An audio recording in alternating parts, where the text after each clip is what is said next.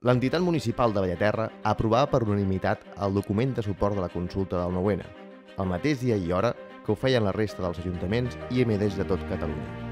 El text aprovat el va entregar el president de l'entitat municipal, Ramon Andreu, en un acte al Palau de la Generalitat el 4 d'octubre. El passat 7 de novembre, els càrrecs electes de l'AMD signaven oficialment la denúncia de la Generalitat davant la Unió Europea, les Nacions Unides i l'AUSDE contra l'estat espanyol.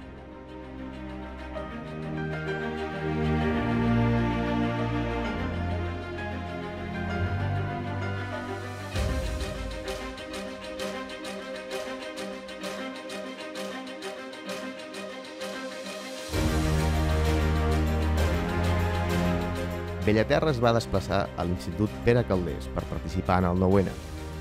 Els voluntaris a primera hora del matí acabaven els preparatius. Ja a primera hora hi havia molts bellaterrencs esperant.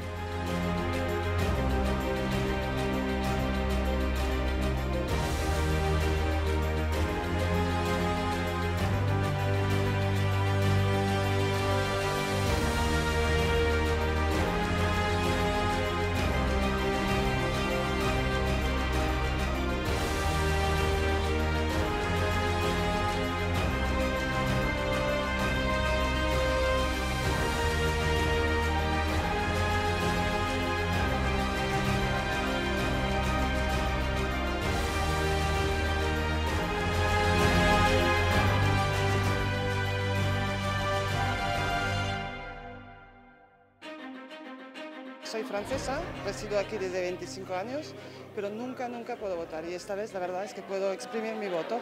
Estoy muy contenta. Semblava impossible, no? O sigui que és molt important que el poble de Catalunya pugui votar i pugui decidir finalment la independència i treure'ns aquest govern reaccionari que tenim a Madrid que no ens hagi fet res. Estic molt content.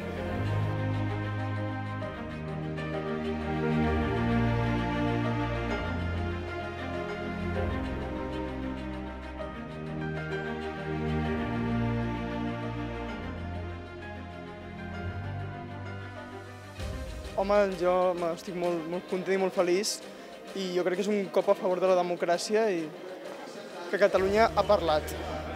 Nosaltres parlem d'aquesta manera i és com ho volem. No farem guerres ni cap cosa així. Som pacífics i volem votar. I això és el que hem fet. Molt maco, molts de grup, d'unió, de la societat catalana. Jo amb molta il·lusió i amb molta emoció seria.